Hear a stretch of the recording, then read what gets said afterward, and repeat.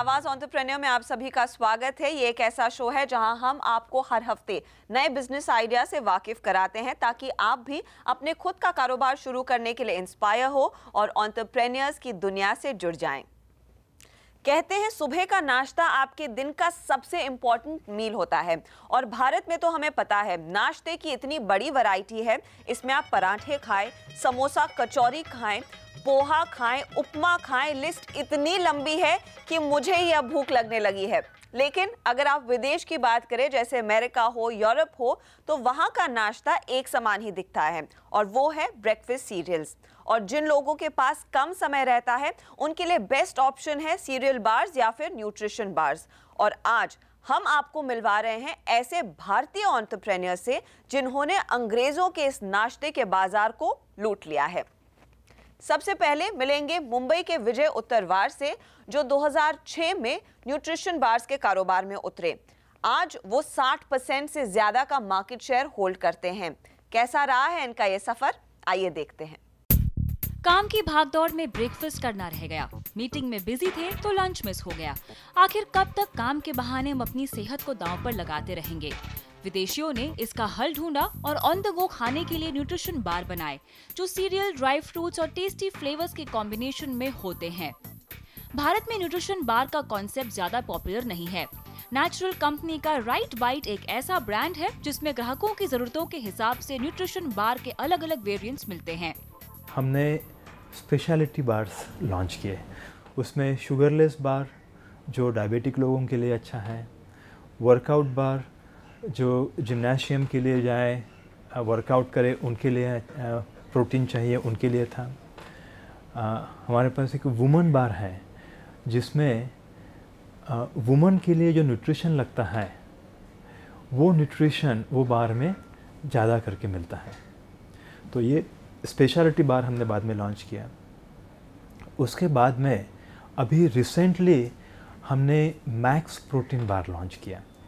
Max protein bar ये meal replacement बार के जैसे हैं, ओके, जिसमें प्रोटीन के लिए 20 ग्राम प्रोटीन है, very high protein it has. जब आपको प्रॉपर लंच नहीं होता है उस समय ये मैक्स प्रोटीन खाने से आपको लंच खा के जितना पेट भरने का सेटिस्फैक्शन मिलता है वो मिलता है ज़रूर, साथ में काफ़ी सारे आपका न्यूट्रिशनल वैल्यू जो होता है, okay, you know, a balance nutrition which is balance protein, carbohydrate and fat, साथ में 21 vitamins and minerals, 5 gram fibre, omega 3, prebiotic and whole lot of benefits that you get. Nagpur के विजय उत्तरवार ने नेचुरल इंडिया कंपनी की शुरुआत लोगों को बेहतर और हेल्दी खाने की आदत लगाने के नेक इरादे से की। नागपुर के छोटे से गांव से निकलकर कैलिफोर्निया में सॉफ्टवेयर इंडस्ट्री में खुद को साबित करने के बाद समाज के प्रति कुछ करने के लिए विजय उत्तरवार ने नेचुरल की शुरुआत की। एक स्टीविया करके प्लांट है, okay, I came across stevia, very interesting. In terms of stevia का इनकम फार्मर्स के लिए 10 टाइम्स ज़्यादा है कंपेयर टू वीट और कॉटन, ओके। और from business standpoint natural sweetener with 0 calorie, ये काफ़ी इंटरेस्टिंग बिजनेस प्रपोजिशन है, okay. So I wanted a platform to understand how big the market is, okay, and that's how Natural as a company has started. विजय ने company में 10 करोड़ का शुरुआती निवेश किया। Product designing के बाद हैदराबाद में फैक्ट्री लगाई और न्यूट्री बार्स का प्रोडक्शन शुरू किया।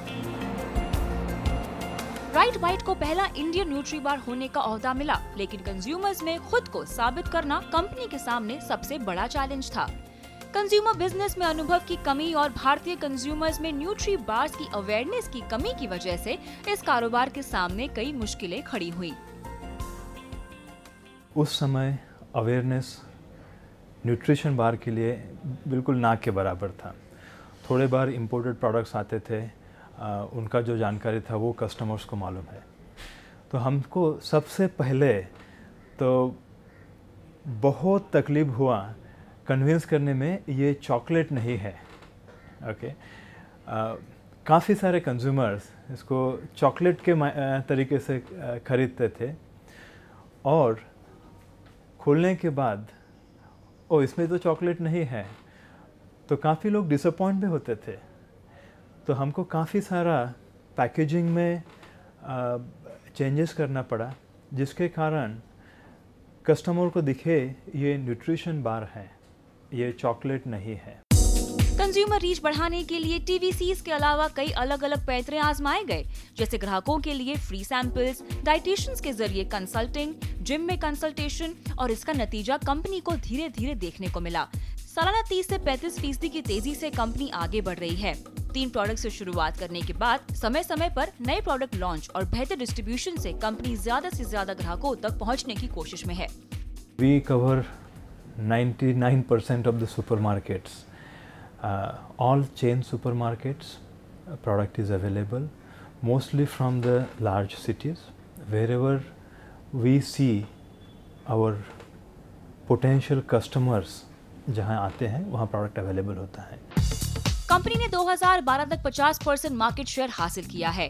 बेकिंग प्रोडक्ट के नए लॉन्च के लिए कंपनी अगले 6 महीने में दूसरी फैक्ट्री शुरू करने की तैयारी में है। महंगे और देरी से पहुंचने वाले इंटरनेशनल ब्रांड्स के मुकाबले ग्राहक इंडियन ब्रांड्स को खरीदना ज्यादा पसंद करते हैं। इसीलिए इस कारोबार में नए लोगों के लिए कई मौके हैं और विजय के मुताबिक इंडियन न्यूट्री बार इंडस्ट्री में नए लोगों के आने से कंपटीशन बढ़ेगा, जिसका फायदा कंज्यूमर अवेयरनेस बढ़ाने के लिए होगा। वक्त हो रहा है एक ब्रेक का, लेकिन आगे आपको मिलवाएंगे बागरीज के आदित्य बागरी से, जो बताएंगे कैसे वो केलॉग्स और क्वेकर ओट्स जैसे अंतर्राष्ट्रीय ब्रांड्स को कड़ी टक्कर दे रहे हैं।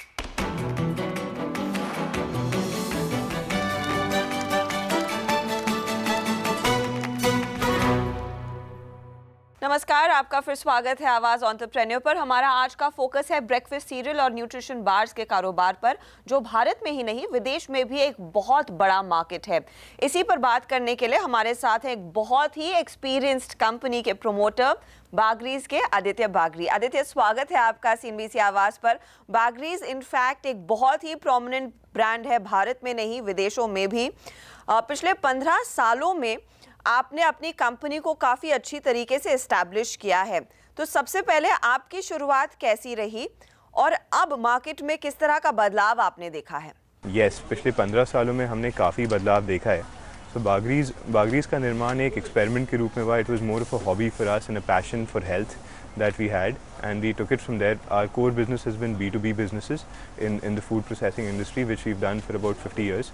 तो करीब 50 साल का हमारे को फूड प्रोसेसिंग का तजुर्बा है, जो हमने एक B2B को ट्रांसफॉर्म किया B2C में। तो yes, the market is definitely evolved, and there's been a lot of growth in the market, both in terms of the acceptability and the awareness of the product, and also in terms of the international competition and the new players coming in. That's also helped us build the market up quite a bit. Aditya, लेकिन यहाँ पर कई सारे अंतर्राष्ट्रीय brands भी आए हैं, तो एक होम ग्रोन ब्रांड जैसे कि बागरीज है, उसके लिए कितना बड़ा स्कोप है इस मार्केट पर अपना दबदबा बरकरार रखने का? अगर मैं 10 साल पहले की बात करूँ तो बिगेस्ट चैलेंज था कंज्यूमर्स को अवेयर करना कि ओट्स क्या होता है, म्यूसली क्या होता है, एंड ब्रांड्स कैसे खाए जाते हैं, वो आपके लिए क्यों सेहतमंद है। एंड ये हमारे लिए अब भी काफ़ी बड़ा चैलेंज रहा है। बट इन अंतर्राष्ट्रीय प्लेयर्स के आने के कारण अवेयरनेस इज़ इंक्रीज सब्सटैंशियली। तो जो ओवरऑल मार्केट है वो साइज़ इंक्रीज़ हुआ है। Obviously market share becomes a fight, but when your overall market is increasing substantially, then everyone benefits.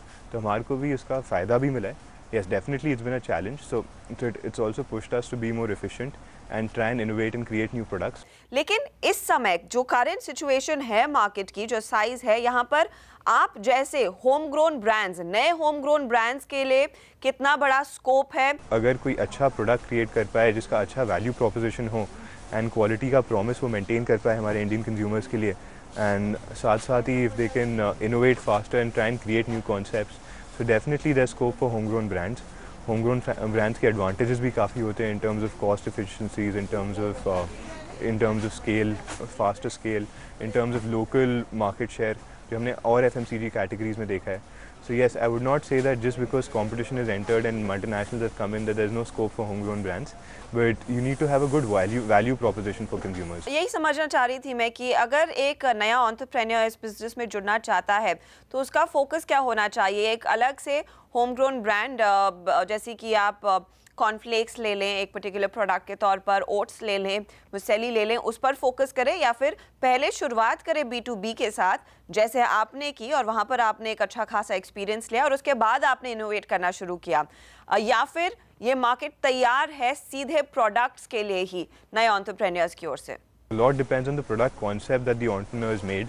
अगर उसने definitely कुछ नया बनाया है, something very innovative, then the health market, and I won't say the breakfast market per se, but the health market is ready for experimenting, trying something new.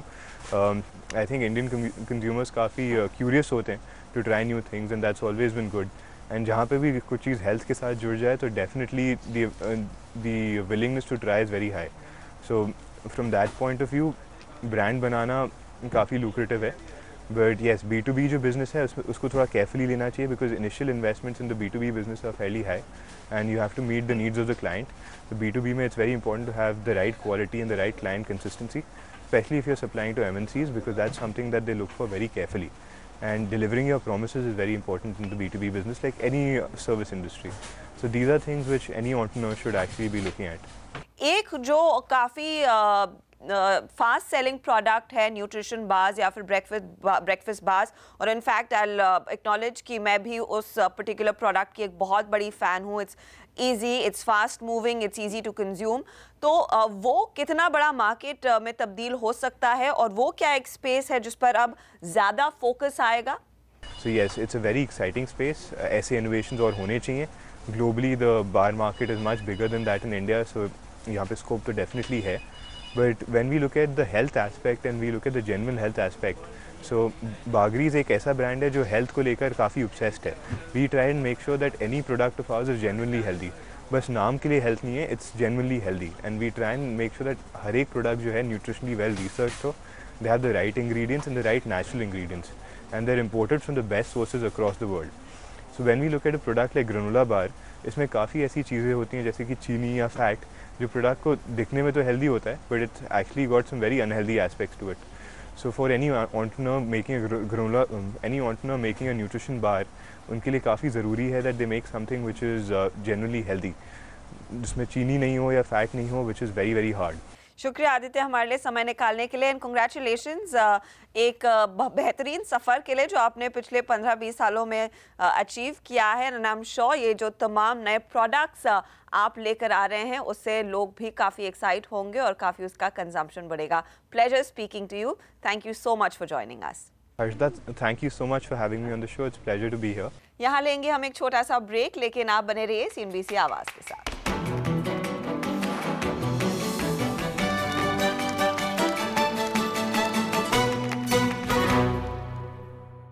आप देख रहे हैं आवाज़ एंटरप्रेन्योर. पिछले हफ्ते आपको याद होगा हमारा ध्यान गया था ऑनलाइन रिटेल पर, क्योंकि ये एक स्पेस है जहां पर हर कोई नया एंटरप्रेन्योर जुड़ना चाहता है. और इसी विषय पर और ध्यान डालने के लिए हमने बात की मिंत्रा के मुकेश बंसल से और साथ ही जबोंग के मनु के जैन से. पिछले हफ्ते फोकस था इन्वेंट्री मैनेजमेंट पर, प्रॉफिटेबिलिटी पर, और इस चर्चा का आप दूसरा हिस्सा देख सकते हैं जहाँ पर हम फोकस कर रहे हैं लॉजिस्टिक्स पर. इन्वेंट्री मैनेजमेंट के साथ साथ एक अहम चीज़ ये भी है कि आप अपने प्रोडक्ट कहाँ से सोर्स करें. उसके पीछे भी काफ़ी रिसर्च, कस्टमर्स की डिमांड्स को समझना पड़ता है, तो प्रेफरेंस देना पड़ता है. तो वो कैसे होता है, आप कैसे सोर्स कर रहे हैं? डिपेंड करता है कि आप कौन सी इंडस्ट्री में. जैसे फैशन और लाइफस्टाइल में अगर आप हैं तो आपको टिपिकली खुद जाके ब्रांड से बात करना पड़ेगा, जितनी बड़ी ब्रांड्स हैं, और उनसे बात करके आपको ख़रीदना पड़ेगा स्टॉक. बट आपको ये याद रखना पड़ेगा कि आपको स्टॉक अगले सीज़न का ख़रीदना है. जैसे कि अगर आज हम अभी बैठे हुए हैं गर्मियों में, तो विंटर्स का स्टॉक की प्लानिंग अभी कर रही होंगी ब्रांड्स. तो आपको अभी जाके विंटर्स का प्रेडिक्ट करना पड़ेगा कि कौन सी चीज़ कितनी बिकेगी और कितना कितना आप यूनिट्स ऑर्डर करें. तो अगर आप इलेक्ट्रॉनिक्स में हैं तो अगेन आपको ब्रांड से करना पड़ेगा. कुछ चाहे छोटी ब्रांड्स होंगी या लोकल ब्रांड्स होंगी जो कि इंडिया से जिनका आप खरीद सकते हैं. कुछ इंटरनेशनल ब्रांड्स होंगी जिनको आप इंडिया में लॉन्च कर रहे होंगे. तो ऐसा कोई एक हार्ड एंड फास्ट फार्मूला नहीं है, बट मेरे ख्याल से आपको जाके some local brands, international brands, other major brands जो कि हैं, आप हर किसी तरह के आपको बात करना पड़ेगा और सोर्सिंग करना पड़ेगा। दैट इज़ प्रोवाइडेड आप इस तरह का बिजनेस कर रहे हो जिसमें कि आप ब्रांडेड प्रोडक्ट्स बेच रहे हो। कुछ ऐसे ऑनलाइन ई कॉमर्स कंपनीज भी हैं जो कि खुद के ही ब्रांड बेचती हैं। अगर वो हैं तो उनको अलग तरह से खुद मैन्युफैक्चर से जाके सोर्सिंग करनी पड़ेगी, या फिर और कंट्रीज़ जहाँ पे कि उनकी मैन्युफैक्चरिंग होती है, मे बी चाइना, ताइवान या कुछ और कंट्रीज, वहाँ पे जाके सोर्सिंग करनी पड़ेगी। सोर्सिंग और इन्वेंट्री मैनेजमेंट की तो बात हमने कर ली, लेकिन किसी भी ऑनलाइन रिटेल के लिए कस्टमर तक टाइम से प्रोडक्ट पहुंचाना ये इंपीरियल है, ये सबसे इम्पोर्टेंट चीज़ है। तो मुकेश, लॉजिस्टिक्स में किस तरह की इन्वेस्टमेंट्स डाली जाती हैं? लॉजिस्टिक्स में दो ऑप्शन रहते हैं। आप थर्ड पार्टी प्रोवाइडर्स के थ्रू ऑलमोस्ट पूरे इंडिया में कहीं भी डिलीवर कर सकते हैं। वो थोड़ा एक्सपेंसिव होता है। बड़े सिटीज़ में अगर आपका बिजनेस थोड़ा स्केल कर रहा है तो you can establish your own logistics. उसमें इनिशियल इन्वेस्टमेंट चाहिए होता है, बट उसके बाद कॉस्ट ऑफ ऑपरेशंस काफ़ी कम होता है। आजकल काफ़ी सारे e commerce company they offer their logistics as a service to other people. So if you're starting out, you can consider that option. Manu, in fact Jabong ने जब शुरुआत की तो आपने अपने खुद के नेटवर्क के साथ शुरुआत की, एक नेटवर्क आपका खुद का सेटअप किया। तो क्या एक नए एंट्रेंट को इस तरह का मॉडल फॉलो करना फीजिबल होगा?